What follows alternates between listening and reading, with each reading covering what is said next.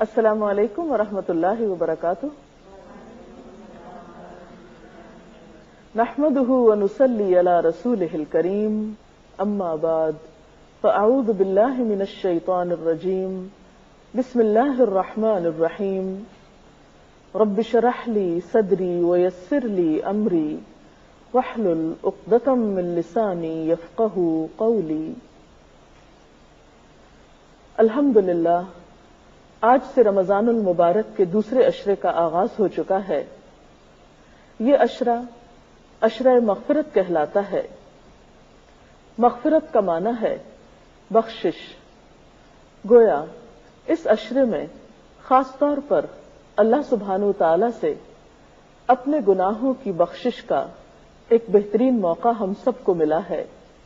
ہم میں سے کون ہے جس سے کبھی غلطی نہ ہوئی ہو، جس سے کبھی کوئی گناہ نہ ہوا ہو؟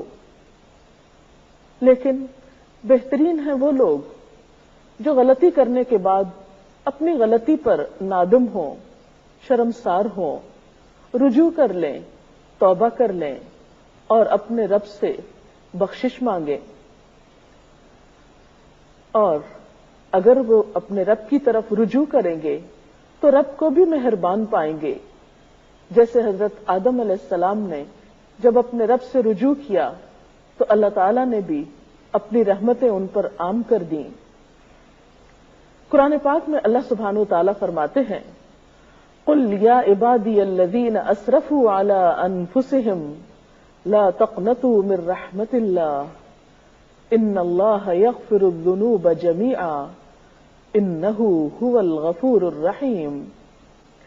اے نبی صلی اللہ علیہ وسلم، آپ کہہ دیجئے کہ اے میرے بندو جنہوں نے اپنی جانوں پر زیادتی کی ہے، اللہ کی رحمت سے مایوس نہ ہو جاؤ. یقیناً اللہ سارے گناہوں کو معاف کر دیتا ہے، وہ تو غفور الرحیم ہے. سورۃ الشورى میں بھی اللہ سبحانہ وتعالیٰ فرماتے ہیں وَهُوَ الَّذِي يَقْبَلُ التَّوْبَةَ عَنْ عِبَادِهِ وَيَعْفُو عَنِ السَّيِّئَاتِ وَيَعْلَمُ مَا تَفْعَلُونَ.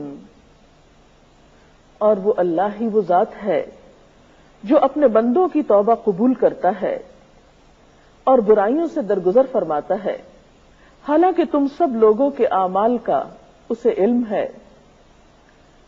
تو بات یہ ہے کہ جو کچھ بھی ہم کرتے ہیں، جہاں بھی ہم کرتے ہیں، سب کے سامنے کوئی کام کریں یا چھپ کر کریں، وہ تو سب کچھ جانتا ہے.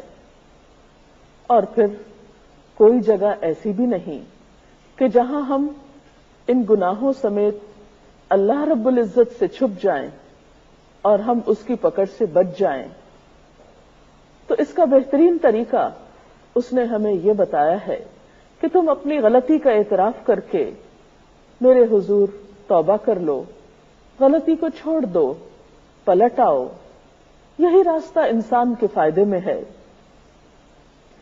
وہ خود فرماتا ہے یا ایھا الذین آمنوا، اے لوگو جو ایمان لائے ہو، توبوا الی اللہ توبۃ نصوحا، اللہ سے توبہ کر لو، خالص توبہ. عسیٰ ربکم ان یکفر عنکم سیئاتکم، بعید نہیں کہ اللہ تمہاری برائیاں تم سے دور کر دے. وَيُدْخِلَكُمْ جَنَّاتٍ، اور تمہیں ایسے باغوں میں داخل کر دے، تجری من تحتها الانہار، جن کے نیچے نہریں بہ رہی ہوں گی. تو گویا غلطی کرنے کے بعد اگر کوئی شخص سچے دل سے توبہ کر لیتا ہے تو اللہ تعالی کی طرف سے اس کے لیے وعدہ ہے کہ اس کی برائیاں اس سے دور کر دی جائیں گی اور اسے جنت کے باغوں کا مستحق بنا دیا جائے گا.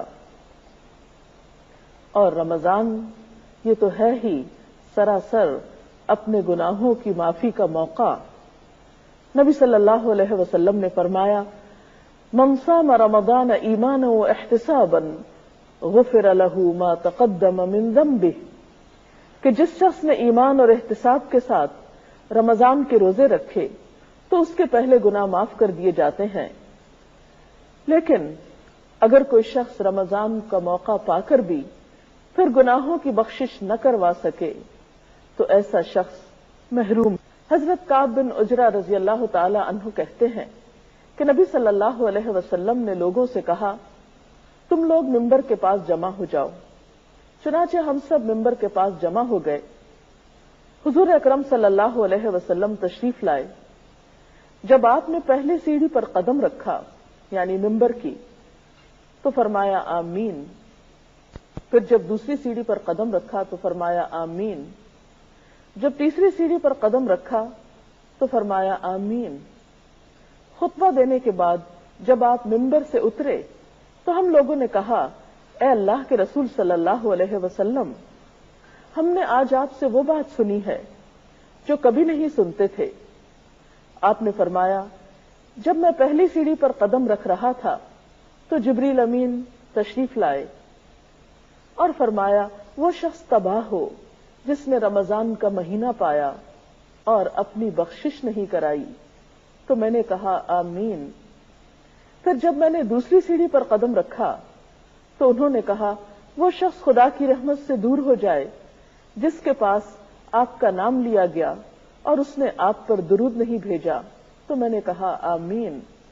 پھر جب تیسری سیڑھی پر قدم رکھا تو جبریل نے کہا علیہ السلام وہ شخص خدا کی رحمت سے دور ہو جائے جس نے اپنے ماں باپ دونوں کو یا ان میں سے ایک کو بڑھاپے کی حالت میں پایا اور ان کی خدمت کر کے جنت میں داخل نہیں ہوا۔ تو اس حدیث سے پتہ یہ چلتا ہے کہ رمضان المبارک کا مہینہ گناہوں کی معافی کا ایک بہترین موقع ہے۔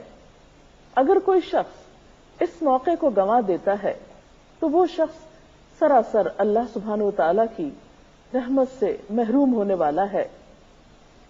اس لیے ہم سب کو اس موقع سے بہترین فائدہ اٹھانا چاہیے، اور یہ بھی یاد رکھیے کہ کچھ گناہ ایسے ہوتے ہیں جنہیں نیکیاں خود بخود دھوتی رہتی ہیں۔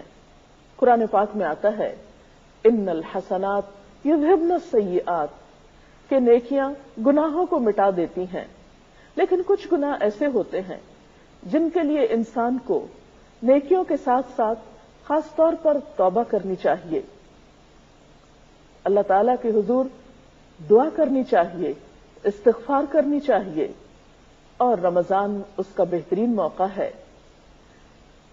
عام حالات میں بھی اللہ سبحانہ و تعالیٰ کی رحمت کے دروازے ہر وقت کھلے رہتے ہیں۔ حقیقت میں یہ بات انسان کے فائدے میں ہے کہ جب بھی اس سے گناہ ہو، اسے گناہ کا احساس ہو، تو توبہ کرنے میں دیر نہ لگائے، دن ہو یا رات فوراً اللہ سبحانہ و تعالیٰ کی طرف رجوع کر لے۔ حضرت ابو موسیٰ اشعری نبی صلی اللہ علیہ وسلم سے روایت کرتے ہیں کہ آپ صلی اللہ علیہ وسلم نے فرمایا اللہ عز و جل رات کے وقت اپنا ہاتھ پھیلاتا ہے تاکہ دن میں گناہ کرنے والا توبہ کر لے، پھر دن کے وقت اپنا ہاتھ پھیلاتا ہے تاکہ رات میں گناہ کرنے والا توبہ کر لے، حتیٰ کہ سورج مغرب سے طلوع ہو جائے۔ گویا بندوں کی توبہ دن میں بھی قبول ہوتی ہے اور رات میں بھی قبول ہوتی ہے، حتیٰ کہ قیامت آ جائے، کیونکہ قیامت کے آنے پر توبہ قبول نہ ہوگی جب انسان کے سامنے اس کے اعمال آ جائیں گے اور وہ اپنا برا انجام دیکھ لے گا۔ اس وقت پلٹنا کچھ معنی نہیں رکھتا، اس لیے کہ اس وقت تو ہر شخص اپنے گناہوں کو دیکھ کر نادم ہوگا ہی، لیکن وہ وقت تو پھر صرف حسرت و یاس کا وقت ہوگا، ندامت کا وقت ہوگا، توبہ کا وقت نہیں ہوگا۔ ایک اور حدیث میں آتا ہے ان اللہ یقبل توبۃ العبد ما لم یغرغر، اللہ بندے کی توبہ قبول کرتا ہے جب تک کہ اس کا سانس نہیں اکھڑتا۔ توبہ کی شرائط میں سے اہم ترین شرط یہ ہے کہ انسان اپنے گناہ کا اعتراف کرے، کیونکہ اگر کوئی شخص گناہ پر اصرار کرے اور گناہ کو گناہ ہی نہ سمجھے، اپنی غلطی کو غلطی ہی نہ مانے، تو ایسے شخص کے لیے توبہ نہیں۔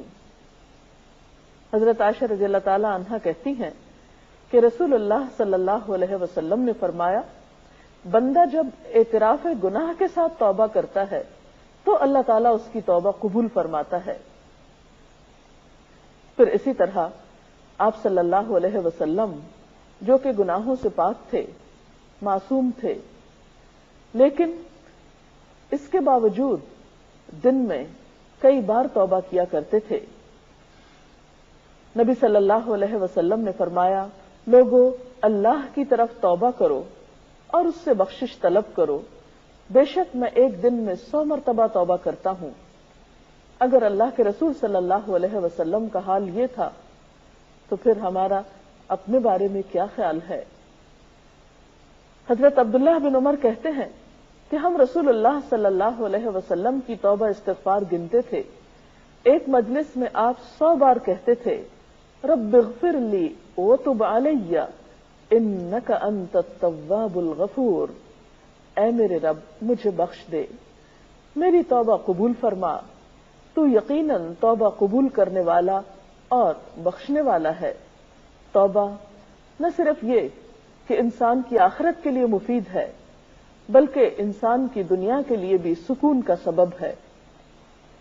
ہم دیکھتے ہیں کہ جب انسان سے کوئی گناہ ہوتا ہے، کوئی زیادتی کا کام ہو جاتا ہے، انسان جب اپنے رب کو ناراض کرتا ہے تو یہ نہیں ہو سکتا کہ پھر وہ مطمئن زندگی بسر کر سکے، وہ پرسکون رہ سکے۔ بھلا اپنے محسن کو ناراض کر کے بھی کوئی خوش ہو سکتا ہے؟ ہرگز نہیں۔ ایسے میں پھر کیا کرنا چاہیے؟ فوراً رجوع کرنا چاہیے۔ گناہ سے دل پہ سیاہ نقطہ پڑ جاتا ہے، بندہ اگر توبہ کر لے تو وہ نقطہ دھل جاتا ہے، اور اگر توبہ نہیں کرتا تو وہ سیاہی پھیلنے لگتی ہے، حتیٰ کہ پورا دل سیاہ ہو جاتا ہے۔ استغفار دلوں کا زنگ دھو ڈالتا ہے۔ حضرت انس سے روایت ہے کہ نبی صلی اللہ علیہ وسلم نے فرمایا، دلوں پہ بھی زنگ لگ جاتا ہے جیسے تانبے پہ زنگ لگ جاتا ہے، اور دلوں کا زنگ دور کرنے والی چیز استغفار ہے۔ تو چمکتے دل کے لیے، پرسکون دل کے لیے، ڈپریشن کے علاج کے لیے، غموں کے بوجھ سے نجات کے لیے بہترین نسخہ استغفار کرنا ہے، کیونکہ اگر ہم اس بوجھ کو لیے رہیں تو یہ دونوں طرح سے ہماری جسمانی اور روحانی صحت کے لیے بہت نقصان دہ ہے۔ ایک شخص آپ صلی اللہ علیہ وسلم کی خدمت میں حاضر ہوا، کہنے لگا، ہائے میرے گناہ، ہائے میرے گناہ، کیونکہ وہ شخص اپنے گناہوں کو محسوس کر رہا تھا۔ اور ایسے لمحات ہر انسان کی زندگی میں آتے ہیں جب اسے اپنے گناہوں کی شدت کا احساس ہوتا ہے، جب اس کے دل میں اپنی زیادتیوں اور اپنی کوتاہیوں پر ایک تڑپ اٹھتی ہے۔ ایسے میں اللہ سبحانہ وتعالی نے اس کے لیے رحمت کا دروازہ ہمیشہ کھلا رکھا ہے۔ یہی تو اس کی رحمت ہے۔ یہ الگ بات ہے کہ ہم اس سے فائدہ نہ اٹھائیں۔ تو آپ صلی اللہ علیہ وسلم نے اس شخص سے کہا کہ یوں کہو، اللہم مغفرتک اوسع من ذنوبی ورحمتک ارجع عندی من عملی، یا اللہ میرے گناہوں کے مقابلے میں تیری مغفرت وسیع ہے، اور میرے عمل کے مقابلے میں تیری رحمت کی زیادہ امید ہے۔ اس نے یہ دعا کی تو آپ نے فرمایا، اس کو دہراؤ۔ اس نے دہرایا، آپ نے پھر فرمایا کہ اسے دہراؤ۔ اس نے دہرایا، پھر آپ نے فرمایا، کھڑے ہو جاؤ، اللہ نے تجھے بخش دیا ہے۔ تو اس سے یہ بات بھی پتہ چلتی ہے کہ اگر مخصوص کلمات کے ساتھ اللہ تعالیٰ سے بخشش طلب کی جائے، اور خصوصاً ان کلمات کے ساتھ جو اس کو پسند ہیں، تو انسان کی بخشش کی امید زیادہ کی جا سکتی ہے۔ وہ کلمات کون سے ہیں؟ وہ کلمات وہ ہیں جو اللہ کے رسول صلی اللہ علیہ وسلم نے ہمیں سکھائے ہیں۔ ان میں سے چند ایک، مثلا مختصر ترین کلمہ استغفر اللہ، اللہم اغفر لی، استغفر اللہ ربی من کل ذنب واتوب الیہ۔ پھر اسی طرح سید الاستغفار، اللہم انت ربی لا الہ الا انت خلقتنی وانا عبدک وانا علی عہدک ووعدک ما استطعت اعوذ بک من شر ما صنعت ابوء لک بنعمتک علی وابوء بذنبی فاغفر لی فانہ لا یغفر الذنوب الا انت۔ اس کا ترجمہ کچھ یوں ہے کہ اے اللہ، تو ہی میرا رب ہے، تو نے مجھے پیدا کیا، تیرے سوا کوئی معبود نہیں، تو نے مجھے پیدا کیا ہے اور میں تیرا بندہ ہوں۔ میں اپنی استطاعت کے مطابق تجھ سے کیے ہوئے عہد اور وعدے پر قائم ہوں۔ ان بری چیزوں سے جو میں نے کی ہیں تیری پناہ مانگتا ہوں۔ مجھ پر تیری جو نعمتیں ہیں میں ان کا اعتراف کرتا ہوں، اپنے گناہ کا اعتراف کرتا ہوں۔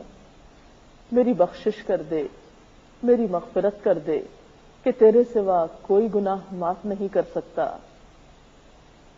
حضرت شداد بن اوس سے روایت ہے کہ آپ صلی اللہ علیہ وسلم نے فرمایا، جو شخص صبح یا شام یہ دعا پڑھے گا، اگر وہ اسی دن میں مر جائے یا رات میں مر جائے تو وہ جنت میں داخل ہوگا۔ یہ کلمات کچھ زیادہ طویل بھی نہیں، تھوڑی سی کوشش سے انہیں زبانی یاد کیا جا سکتا ہے، اور اگر زبانی یاد نہ ہو سکے تو دیکھ کر بھی پڑھ سکتے ہیں۔ لیکن یہ یاد رکھیے کہ محض چند عبارتوں کے دہرانے سے بخشش نہیں ہوتی جب تک ہمارا دل اس میں شریک نہیں ہوتا، ہماری نیت اور ارادہ بخشش کا جب تک نہیں ہوتا۔ تو اس لیے اگر ہم واقعی چاہتے ہیں کہ ہم گناہوں کے بوجھ سے آزاد ہو جائیں اور ہم اللہ رب العزت کے قریب ہو جائیں، ہم اس کے نیک بندوں میں شامل ہو جائیں، اس کے جنت اور اس کی رحمت میں ہمیں پناہ ملے، تو اس کے لیے ضروری ہے کہ سب سے پہلے ہم اپنے گناہوں پر شرمندہ ہوں، پھر عہد کریں کہ آئندہ ہم یہ غلطی نہیں کریں گے، اور اس کے بعد اس سے بخشش کی دعا کریں، تو امید ہے کہ اللہ رب العزت ضرور بخش دیں گے۔ استغفار کے یہ کلمات آپ دن میں، رات میں، کسی بھی وقت پڑھ سکتے ہیں، افطار کے وقت، نمازوں کے بعد، اور اس کے علاوہ چلتے پھرتے بھی، کیونکہ استغفار نہ صرف گناہوں کی بخشش کا ذریعہ ہے بلکہ ہر غم اور ہر دکھ سے آزادی کا نسخہ بھی ہے۔ حدیث پاک میں آتا ہے، من لزم الاستغفار جعل اللہ لہ من کل ہم فرجا، کہ جو شخص استغفار پابندی سے پڑھے گا، اللہ تعالیٰ اس کے لیے ہر فکر سے، ہر غم سے نجات کا راستہ پیدا کر دے گا، اور اس کے لیے ہر تنگی سے نکلنے کا کوئی دروازہ کھول دے گا، اور اس کو وہاں سے رزق عطا کرے گا جہاں سے وہ سوچ بھی نہ سکتا ہوگا۔ تو اللہ تعالیٰ سے دعا ہے کہ وہ ہمیں توبہ اور استغفار کی توفیق عطا کرے۔